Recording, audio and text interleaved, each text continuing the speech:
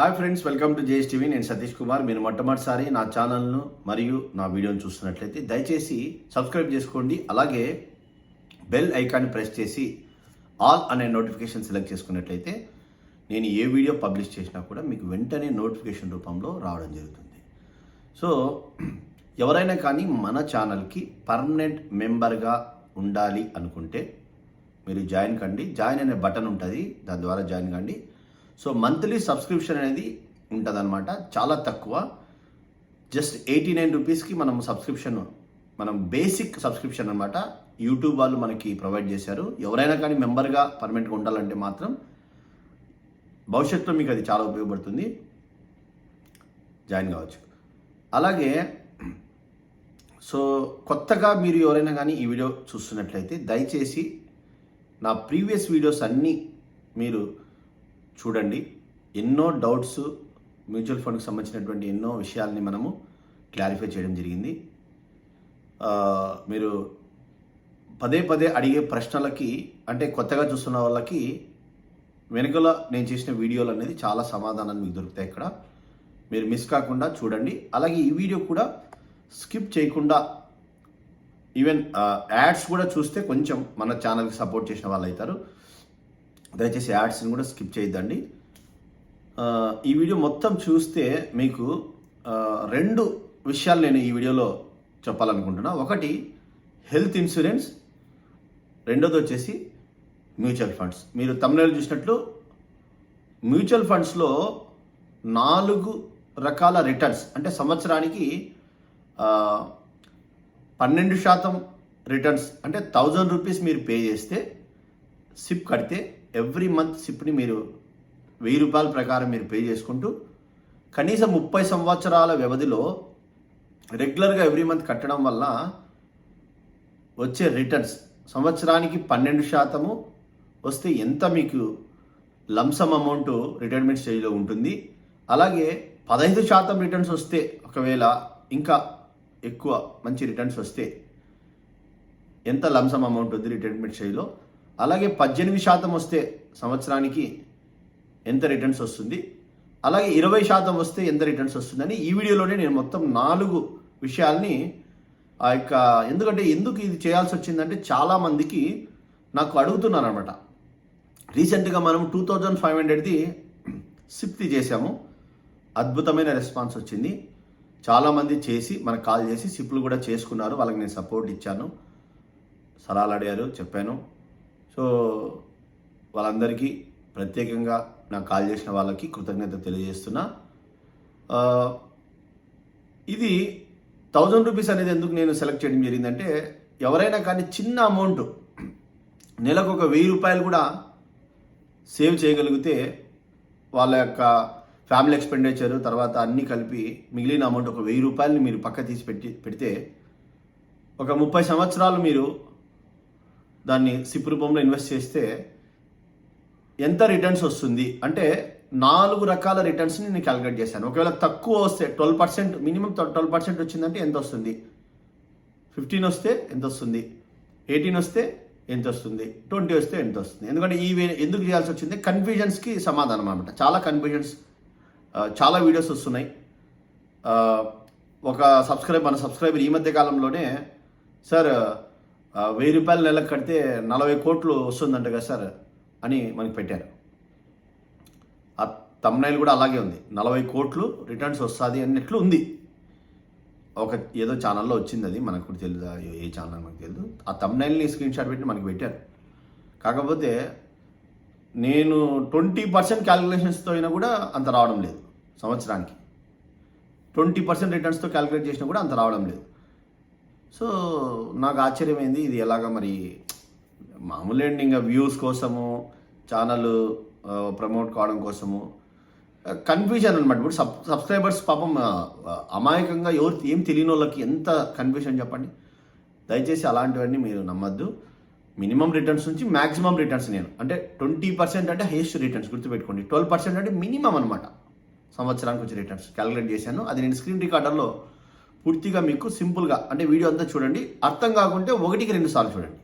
Save చేసుకోండి video, గుర్తుపెట్టుకోండి, ఏం ప్రాబ్లం లేదు. మనం ఎందుకంటే ఇన్వెస్ట్మెంట్ కాబట్టి తొందర అవసరం లేదు. నేను చెప్పేది ఏంటంటే ఇన్వెస్ట్మెంట్ చేయాలనుకున్న వాళ్ళు మాత్రం 1-2 సార్లు చూడండి. ఏదో ఒక వీడియో ఇది ఉపయోగపడుతుంది జస్ట్ చూసి వదిలిపెడదామనే వాళ్ళు మీరు అలాగ స్కిప్ చేసినా ఏం పెద్ద ప్రాబ్లం లేదు. ఓకే, మీకు ఖచ్చితంగా ఉపయోగపడుతుందంటే చేయండి. అలాగే హెల్త్ ఇన్సూరెన్స్ గురించి నేను ఒక 2 మాటలు చెప్తాను.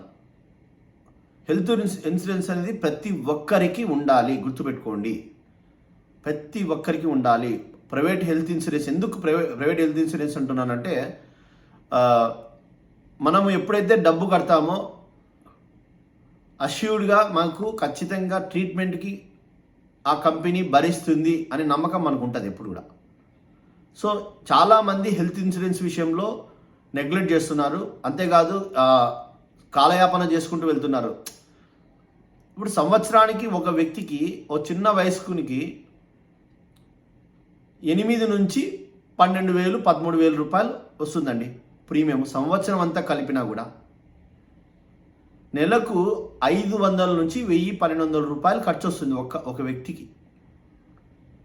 అయితే ఏదన్నా జరిగినప్పుడు కవరేజీ 5 నుంచి 10 లక్షల కవరేజ్ అనేది మనము ఇన్సూరెన్స్ అనేది భరిస్తుంది. హెల్త్ ఇన్సూరెన్సే కాదు, ఏ ఇన్సూరెన్స్ అయినా కూడా ఎంతో మంది దగ్గర ప్రీమియమ్స్ కలెక్ట్ చేసి ఎవరికైనా ఆపద సంభవించినప్పుడు లేదా అనారోగ్య సమస్య వచ్చినప్పుడు వాళ్ళ కోసము ఖర్చు పెడుతుందన్నమాట ఇన్సూరెన్స్ కంపెనీ. కొంచెం అందరి దగ్గర కలెక్ట్ చేసి ఎవరికైతే సమస్య వస్తుందో వాళ్ళకు ఖర్చు పెట్టడం జరుగుతుంది. అదే ఇన్సూరెన్స్ పాలసీ అనమాట. ఇన్సూరెన్స్ చేయడము ఒక గొప్ప సేవ. మనం ఒకవేళ ఇన్సూరెన్స్ పాలసీ తీసుకున్నాం అనుకోండి, మనము ఎవరో ఒకరికి మనం ఉపయోగపడుతున్నాము. అంటే ఎక్కడన్నా ఎవరన్నా సమస్యల్లో, అనారోగ్యంలో, ఆపరేషన్స్లో కానీ లేకపోతే సమస్యలు ఉన్న వాళ్ళ కోసం మనం కట్టిన ప్రీమియం అమౌంట్లో ఎంతో కొంత శాతం అనేది ఖచ్చితంగా ఉపయోగపడుతుంది. అంతేకాదు మనకు కూడా ఒక సందర్భంలో అది ఉపయోగపడేదిగా ఉంటుంది. మరి ఎంతోమంది మనకు తెలియకుండానే, అంటే ఇన్సూరెన్స్ పాలసీ తీసుకున్న వాళ్ళు మనకు తెలియకుండానే హెల్ప్ అనేది చేసిన వాళ్ళు అవుతారు. అది ఇన్సూరెన్స్ యొక్క సిద్ధాంతం. అంటే ఒక 1000 మంది పాలసీలు కట్టారనుకోండి, ఒకరికో ఇద్దరికో నష్టం జరిగితే లేదంటే సమస్య వస్తే ఆ 1000 మంది పాలసీలకు సంబంధించినటువంటి అమౌంట్లో కొంచెం శాతాన్ని ఆ నష్టం వచ్చిన వారికి కేటాయించడం అనమాట. సో ఇప్పుడు అర్థమవుతుందా? మీరు హెల్త్ ఇన్సూరెన్స్ అనేది ఖచ్చితంగా తీసుకోండి. మన దగ్గర అద్భుతమైనటువంటి పాలసీలు ఉన్నాయి హెల్త్ ఇన్సూరెన్స్ సంబంధించి. మీ ప్రతి చోట హాస్పిటల్స్లో ఆల్మోస్ట్ ఆల్ మీరున్నటువంటి ప్రదేశాల్లో ప్రైవేట్ హాస్పిటల్లో కవరేజ్ అనేది దాదాపు క్యాష్లెస్ కవరేజ్ అనేది ఉంటుంది. మరి నెగ్లెక్ట్ చేయొద్దు. అలా నెగ్లెక్ట్ చేసుకుంటూ పోతే రోజు గడిచిపోతుంది, ప్రతి సంవత్సరం గడిచిపోతుంది. సో మీ ఫ్యామిలీని మిమ్మల్ని మీరు అనారోగ్య సమస్యలు మరియు యాక్సిడెంట్ సమస్యల నుంచి వచ్చే హాస్పిటల్ ఖర్చులు ఏమైతే ఉన్నాయో ఎదురే హాస్పిటల్ ఖర్చుల నుంచి ఎదుర్కోండి. అది హెల్త్ ఇన్సూరెన్స్ వల్ల మాత్రమే సాధ్యమవుతుంది. మన దగ్గర అద్భుతమైన పాలసీలు ఉన్నాయి. మీకు ఒక చిన్న ఉదాహరణ చెప్తా. ఎలాంటి పాలసీ అంటే, ఉదాహరణకు మీరు 10 లక్షల రూపాయలు మీ కుటుంబాన్ని అంతటి కలిపి, అంటే మీరు ఒక 2 పెద్దలు 2 పిల్లలు నలుగురు ఉన్నారనుకున్నాం, అందరికి కలిపి 10 లక్షలు తీసుకున్నారనుకోండి, హెల్త్ ఇన్సూరెన్స్ కవరేజ్ అనమాట. ఏదైనా సమస్య కుటుంబ యజమానికి వచ్చి, అనారోగ్య సమస్య వచ్చి ఒక 5-6 లక్షలు ఖర్చు అయింది అనుకోండి, రిమైనింగ్ ఎంత ఉంటుంది మనకి ఆ సంవత్సరంలో? 10 లక్షలు తీసుకుంటే ఒక 6 లక్షలు ఖర్చు అయింది అనుకుంటే ఇంకా 4 లక్షలు ఉంటుంది. ఒకవేళ ఇతర కుటుంబ సభ్యులకు, మన కుటుంబ సభ్యులకు, ఇతరులకు ఎవరికైనా కానీ సమస్య వస్తే వాళ్ళకు కూడా ఒక 5-6 లక్షలు ఖర్చు వస్తే ఇంకా అమౌంట్ ఉండదు కదా. మామూలుగా వేరే ఇన్సూరెన్స్ కంపెనీలో అయితే ఇంకా మిగిలిన అమౌంట్ మాత్రమే ఇస్తారు. కానీ మనం చేసే ఈ ఇన్సూరెన్స్ కంపెనీలో ఒక్కొక్కరికి 10 లక్షల ప్రకారము, అంటే అదే సంవత్సరంలోనే మీరు చేసింది 10 లక్షలైనా కూడా మీకు, మీ కుటుంబ సభ్యులకు సమస్య పదే సంవత్సరంలో ఎన్నిసార్లు వచ్చినా కూడా దాదాపు కవరేజ్ అనేది పెంచుకుంటూ వెళ్ళిపోతుంది. ఇప్పుడు హాస్పిటల్ అడ్మిట్ అవుతారండి,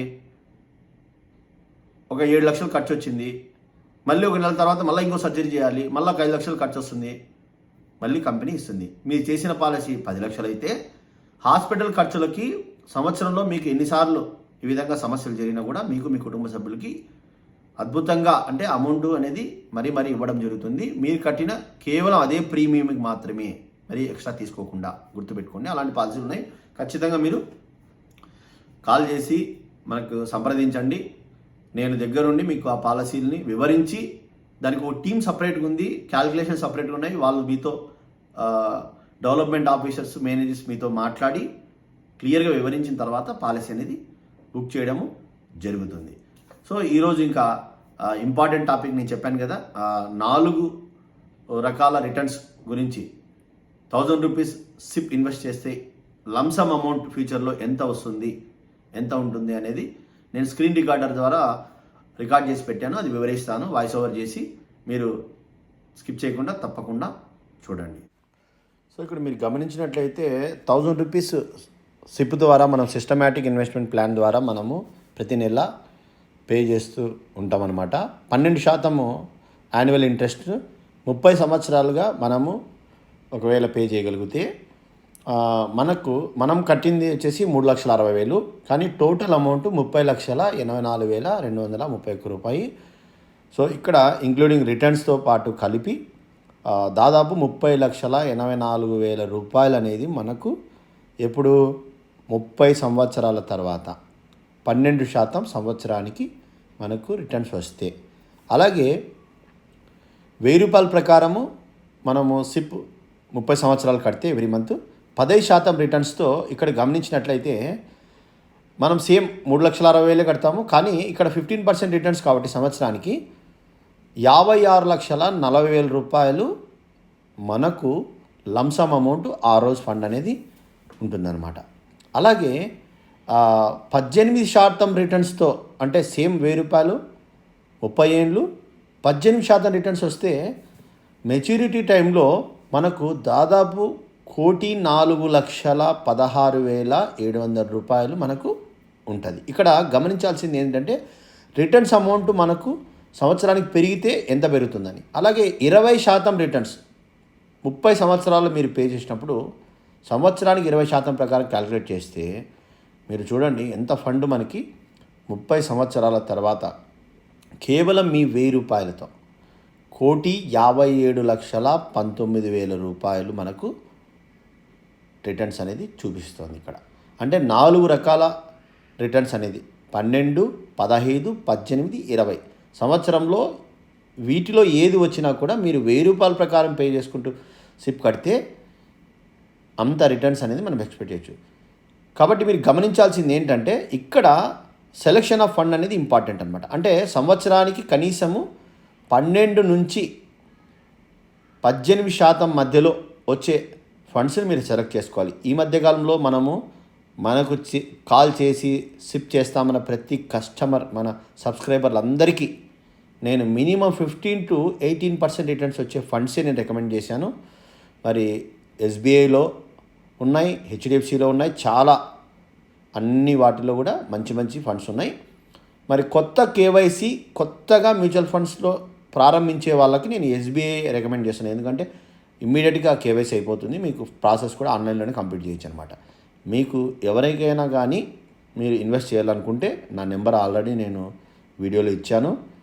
ఇక్కడ కూడా లాస్ట్లో నేను నా మొబైల్ నెంబర్ ఇస్తున్నా. మీరు కాల్ చేసి ఇన్వెస్ట్ చేయాలనుకున్న వాళ్ళు మాత్రమే, దయచేసి హెల్త్ ఇన్సూరెన్స్ తీసుకోవాలనుకున్న వాళ్ళు మరియు మ్యూచువల్ ఫండ్ ఇన్వెస్ట్మెంట్ చేయాలనుకున్న వాళ్ళు దయచేసి నాకు కాల్ చేయండి. నేను మీకు ఖచ్చితంగా రెస్పాండ్ అయ్యి మీకు హెల్ప్ చేస్తాను. ఈ వీడియో మీకు ఖచ్చితంగా ఉపయోగపడి ఉంటుంది నేను అనుకుంటున్నా. సబ్స్క్రైబ్ చేసుకోండి, లైక్ చేయండి, షేర్ చేయండి. Thank you very much. Bye.